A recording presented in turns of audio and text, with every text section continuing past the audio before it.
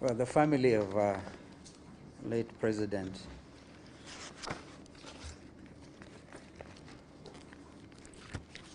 when I see Sister Judy, I see Kibaki. I know the rest of you, Kenneth David, are here. Because it got to a stage where Judy was quite a presence. Well, I want to thank the panelists for some very exemplary remarks about President Moi Kibaki. And I also want to thank the organizing committee. I will be short on protocol because I may be mentioning Ambassador Muthara in my remarks. I thought I should place this on record. And the reason is I didn't have the time because of, if you remember when we laid President Moi Kibaki to rest, it was quite an occasion. And I didn't have the opportunity to say one or two things. Ambassador Muthara eloquently actually represented all of us then. Therefore, if you allow me, I want to read my short remarks. April 22nd is a date embedded in my mind and thoughts since the death of our beloved third President of the Republic of Kenya, His Excellency Moi Emilio Kibaki. When I learned that a group of eminent Kenyans launched the Moi Kibaki Annual Memorial Lecture to keep the memory and ideas of this African icon alive 2 years ago, it warmed my heart and spirit. This is a befitting endeavor worthy of the icon we honor today and the yardstick we judge any Kenyan leader against. Such was his measure. I first met President Moi Kibaki when I was elected to Parliament in 1985. Oh my goodness, it's actually been 40 years since. On the 10th of this month, marked my 40th anniversary as a leader, having been elected to Parliament then. I met him when I was elected as a young member of Kitui North constituency following a by-election. I was young, and he was the Vice President of the Republic of Kenya, as well as Minister for Home Affairs. I was a greenhorn, and Kibaki had been feted not just nationally, but internationally, as a finance minister who steered the economy with sound fiscal discipline for over 13 years during the First Republic. Internationally respected Time magazine, as has been mentioned, had in 1974 named Kibaki in the top 100 people in the world with the potential to lead. The Time editors had foresight and believe in Kibaki, perhaps even more than Kenyans themselves. 28 years after that heralded article, Moi Kibaki took the oath of office as the President of the Republic of Kenya. As the Deputy Speaker of our National Assembly, I witnessed firsthand his oratory masterclass. He was an orator, a script writer, not like Malala perhaps, but very close to that. The august floor was his stage and always sold out. When the National Rainbow Coalition won the historic 27 December 2002 general election, President Kibaki appointed me as his first Minister for Foreign Affairs, and then our relationship became more personal. It is that forge of trust and faith, I believe, that allowed President Kibaki to reach out to my party, ODM Kenya as it then was, to save and rescue our nation state following the post-election 2007 violence.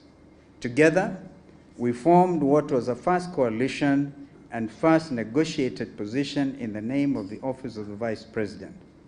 I then had the honor and privilege to be sworn in as the 10th Vice President of our country on the 9th of January 2008. President Kibaki made everyone feel at home. He would get our nation loving, don't you all remember? Even when I was faced with difficult moments, he would actually say to enjoy. And when things became a little tougher, as an elder statesman, he would call you harsher things. And one time he famously said that because of the Mlolongo system of voting that time, and he had been rigged out of his Othaya constituency, he actually said that even rigging required some intelligence. That was Kibaki. President Kibaki would even other times say very hard things, and you got away with it. President Kibaki listened and he empowered his lieutenants. He was not a micromanager. He reduced taxation across the board and did away with unnecessary and prohibitive laws. President Kibaki's leadership led to the unprecedented 7% growth of our economy, as we've heard, from 0.6%. Our infrastructural growth was self-evident, as was a commitment to economic recovery strategy and Vision 2030, as we've just heard from men who worked very closely with him in that regard. President Kibaki was an iconic father figure, a selfless, beloved, and brilliant leader, and his legacy will live on through countless generations. It was my greatest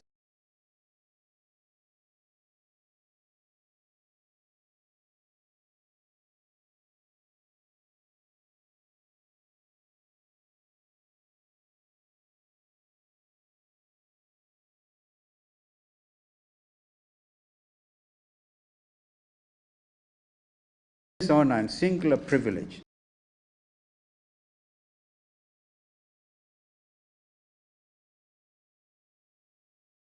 remarkable.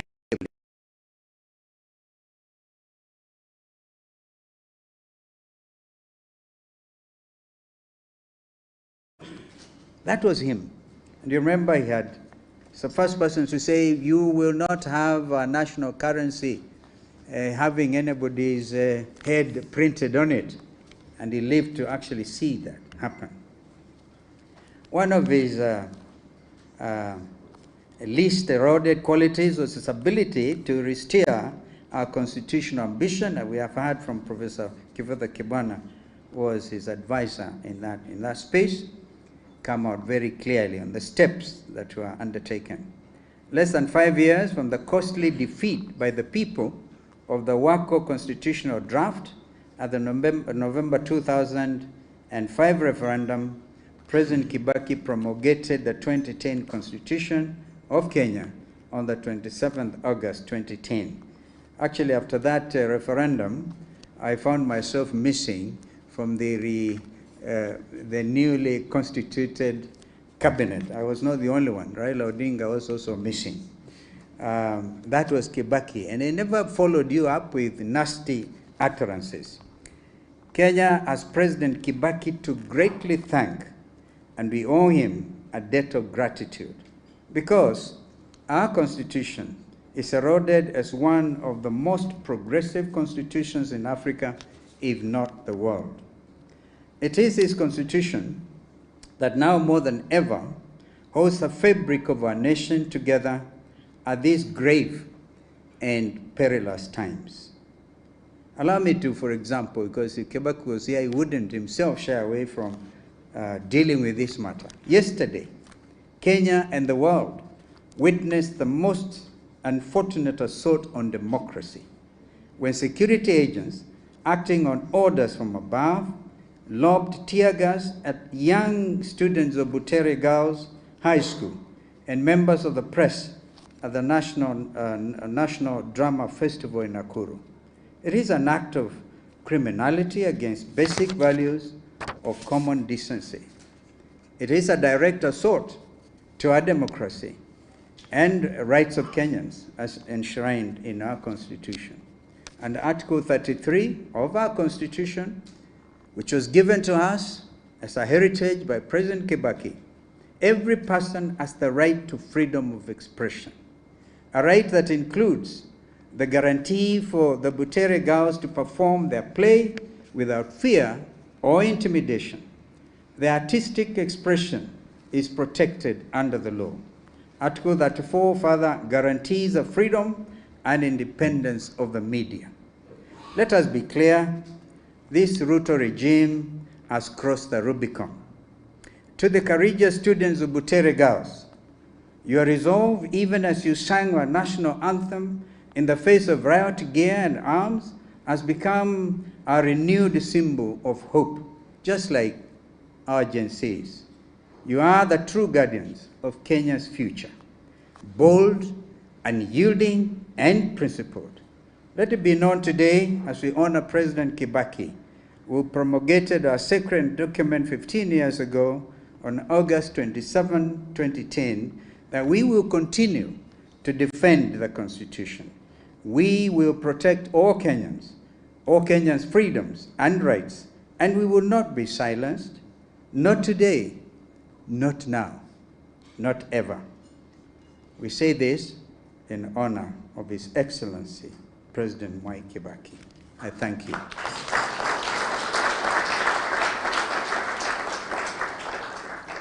Thank you very much, Your Excellency. I think you clap for him again. Thank you so much.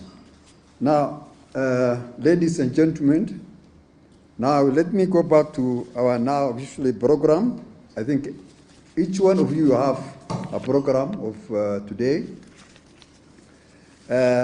Before I start, let me take this opportunity to thank the committee, organizing committee of these events.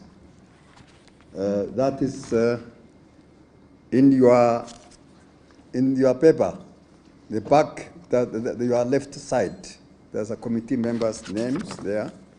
There's Professor Bita Kagwanja, Professor Michael Chege, Professor Kibuda Kibona, Dr.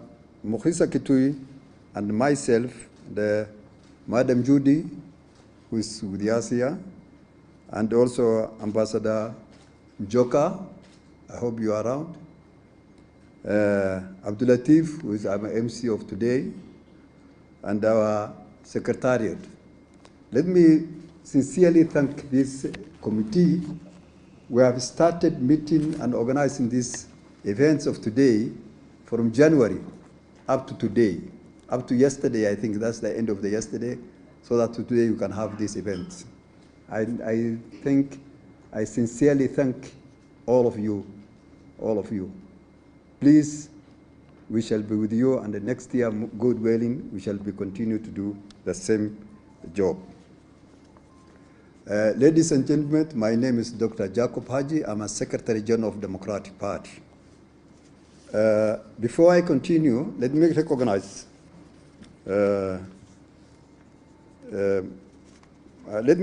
former NIS Director Michael Gachagua. Please wave your sign and